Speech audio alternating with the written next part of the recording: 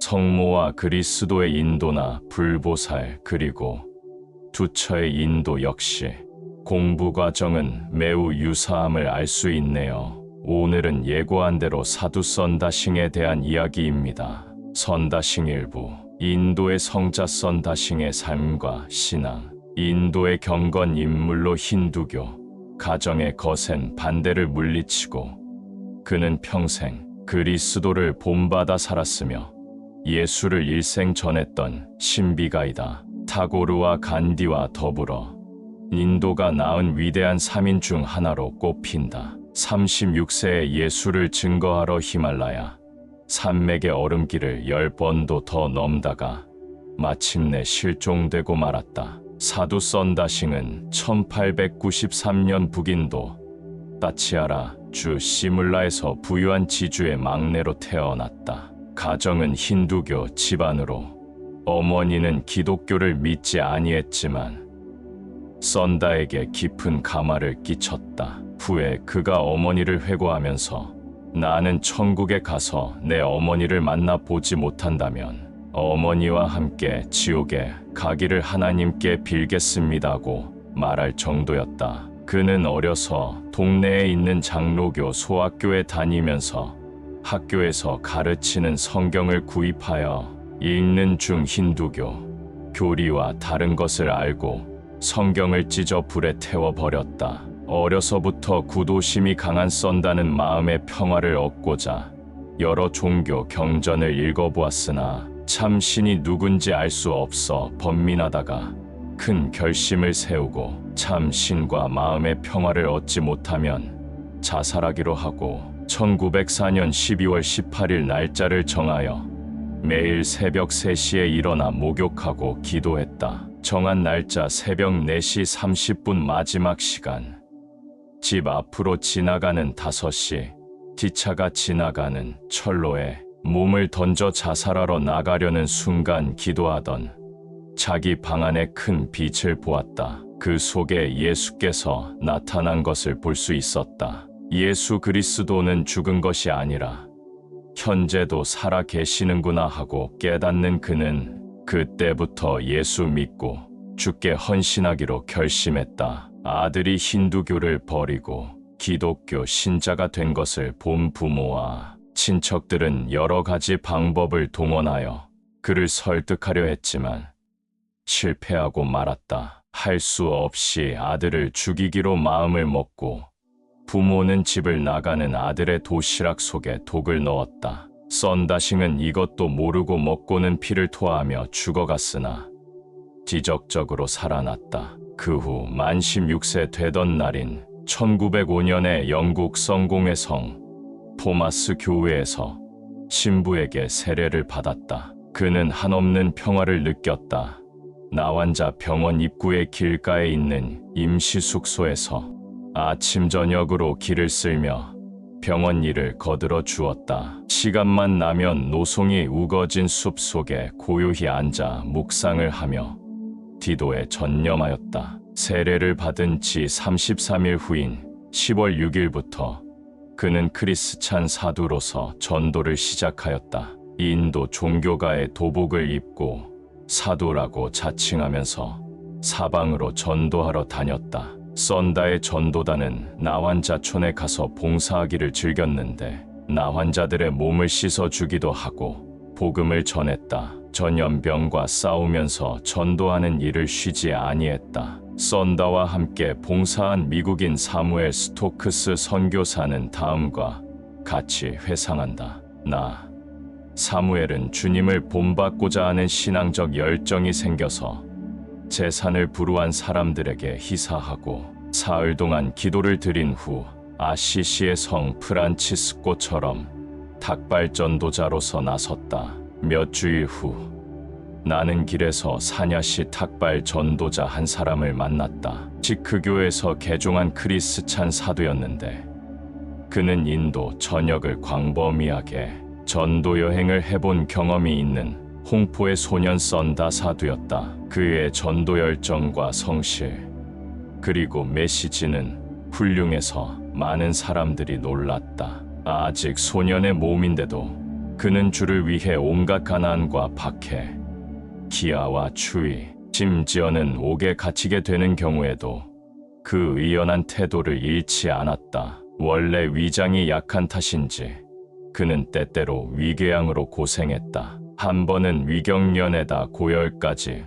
겹쳐 도로상에서 쓰러졌다. 날씨는 매우 추운데다 해까지 저물어서 나는 어찌해야 좋을지 몰랐다. 사경을 헤매는 듯한 그를 지켜보다가 좀 어떠냐고 물어보았더니 애써 미소를 지으며 작은 소리로 나는 대단히 행복합니다. 조금도 고통스럽지 않습니다고 대답했다. 주님을 위해 고통을 감수하는 그의 헌신을 보고 나는 저 정신이 앞으로도 그를 죽기까지 지탱해 주는 원동력이 되겠구나 하는 생각을 가졌다. 1907년 11월까지 그와 함께 사역을 하다가 나는 미국으로 돌아왔다. 1908년부터 1909년 사이 2년 동안 북인도 지역과 한 번의 티벳 여행에서 온갖 위험을 겪으면서 전도했다. 회교도의 방해와 박해, 말라리아와 열사병,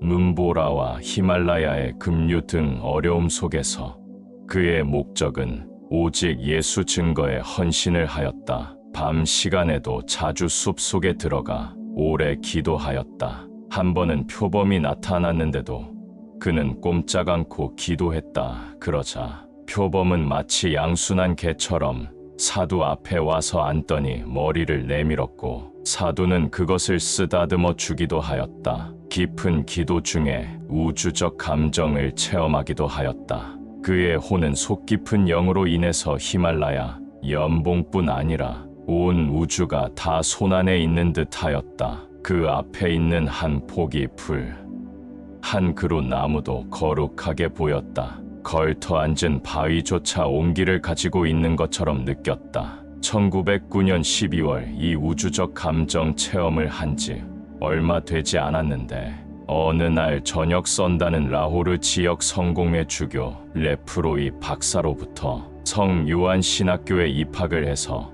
사제직 서품을 받을 것을 권유받았다. 평소에 잘 알고 존경하는 분의 제이라 썬다는 곧 동의하고 신학적 훈련과 목회 생활을 위해 입학을 하였다. 위그램 신부와 우 신부가 교수였는데 이들에게서 성경 과목들, 기도서, 교회사, 교회 변증학을 배웠다. 그러나 인도의 문화적 풍토에 토착되지 못한 인도 교회에 그가 어울리지 않다고 판단한 그는 신학교 생활에 적응하지 못했다. 그의 경건은 늘 묵상이나 기도를 원했는데 신학교의 생활이 그의 경건에 도움을 주지 못했다.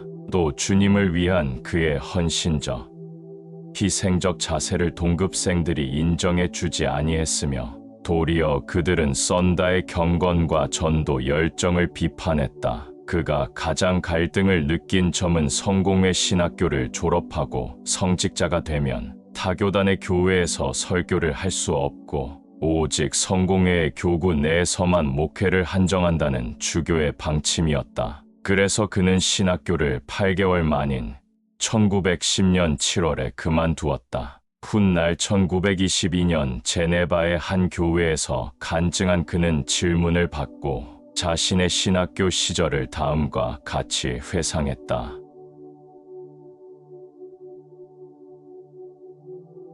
신학교를 왜 그만두었나요? 물론 나는 신학교에서 많은 것을 배울 수 있었습니다. 그러나 경건의 기대가 난관이었습니다. 신학교에서는 교리며 교회사, 예수의 생애와 가르침, 그리고 호교론 등 흥미있는 과목들을 가르쳐 주었으나 진리를 가르쳐 주진 못했습니다. 오롯한 생명의 지혜는 진정 주님의 발 아래 있음을 알았습니다. 내가 그의 발 아래에서 묵묵히 묵상과 기도를 드리고 있으면 그때 내게는 주께서 말씀의 길을 가르쳐 주셨습니다. 그 길 속에서 고귀하신 주님의 마음과 사랑도 있었습니다. 그때나 지금이나 내게 둘도 없는 신학교는 바로 내 마음 깊숙한 곳에서 들려오는 내면의 소리였습니다.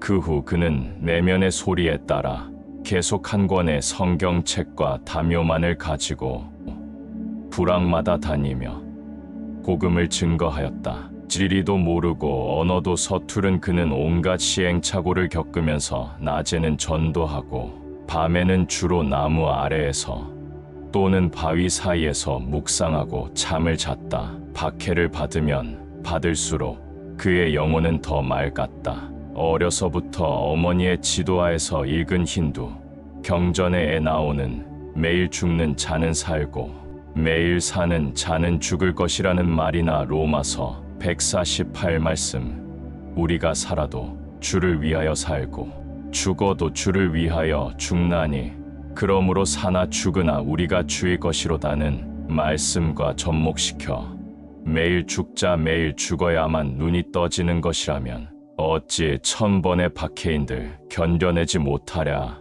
내 정신만 불이 되어 탄다면 내 몸은 아무도 죽이지 못하리라는 신념으로 전도 여행을 강행했다. 1912년 어느 날 히말라야의 은수 산인 중 특이한 한 사람을 만나게 되었다. 카일라스 산에서 209년 동안 거주해 온 마리시 대선사를 만났는데 고향이 아프리카 알렉산드리아이며 30세가 될 때까지 이슬람교도였다가 30세에 자기 마을을 방문한 자르노스의 조카에게 세례를 받고 75세까지 전 세계에 돌아다니며 전도를 하였다는 것이다. 그래서 여러 나라 말을 할 수 있었다. 그 후 이 산에서 계속 기도하며 묵상의 생활에 힘쓴다고 자신을 소개하였다. 그는 낡은 양피지로 된 헬라어 성경을 가지고 있었다. 썬다 사도는 마리시와의 만남을 생애 2-3번 언급했고 그 후 1916년에 2번째 만났는데 대사는 어떤 선교사에 대해 기도하면서 그 사람이 지금 처한 형편과 기도응답 받으려면 취해야 하는 태도를 다 알아맞추는 것이다. 마리시는 각종 약초와 식물의 뿌리를 말려서 빻은 것을 음식으로 하며 자신의 이름은 그냥 크리스찬이라고 소개한다. 그리스도가 자신 안에 계시기 때문이란다. 1917년에도 그를 만났다고 밝혔다. 3번째 만날 때에는 호기심이 많은 4사람이 대사를 만나려고 함께 출발했다가 길이 너무 험난하여 모두 포기하고 마지막 길에 만난 어느 라마슨과 함께 노성자 마리시를 만났다. 양피지로 싼 헬라어 고문 성경 요한복음서를 읽고 있었다. 함께 기도한 뒤 대사는 썬다. 같이 떠났던 왓슨과 클리포드 그리고 마시와 무한날은 다 돌아가고 그대만이 오셨구려. 멀리 떨어져 있는 나를 못하러 그렇게 찾아오려고 하시었소. 주님을 찾아야 할 일이고 그를 모시고 사는 은혜를 간구해야 할 일이오. 돌아가거든 부디 그들이 주님을 착실히 섬기라고 일러주시구려. 나도 그들을 위해 기도하리다. 그러면서 대사는 우리의 여정을 다 알아맞추는 것이었다. 그리고는 라마승에게 그리스도를 확실하게 증거하였다. 오늘 이야기는 여기까지 하겠습니다. 그럼 다음 시간까지 안녕히 계십시오.